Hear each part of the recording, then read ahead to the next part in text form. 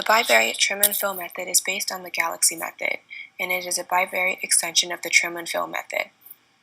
The main purpose of the bivariate trim and fill method is to identify and correct publication bias for bivariate meta-analysis. To illustrate, we simulate a dataset of bivariate meta-analysis where there is no publication bias. As you can see in the left panel, each ellipse represents one study.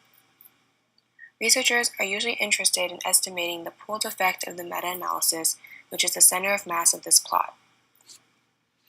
When there is publication bias, for example, the studies with larger effects for both outcomes will be published. In the plot, only the studies beyond the red line will be published. In practice, we can only observe a subset of the data. If we estimate the pooled effect based on the observed dataset, you can see that the estimated center is far from the true center, and it is biased. To correct for this bias, we use an iterative procedure similar to the univariate trim and fill method. In iteration 1, we recenter the data based on the estimated center.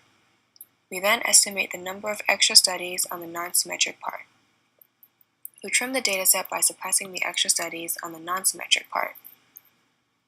A new center is estimated using the trimmed dataset. Now we go to iteration 2. Recenter the data using the new center, estimate the number of extra studies, and trim the data. And then we repeat the iterations until the center converges, that is, until the center does not update anymore.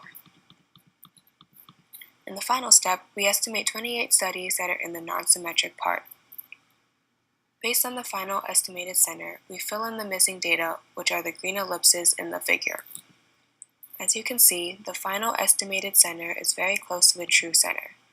And this is how we use the bivariate trim and fill method to correct for publication bias.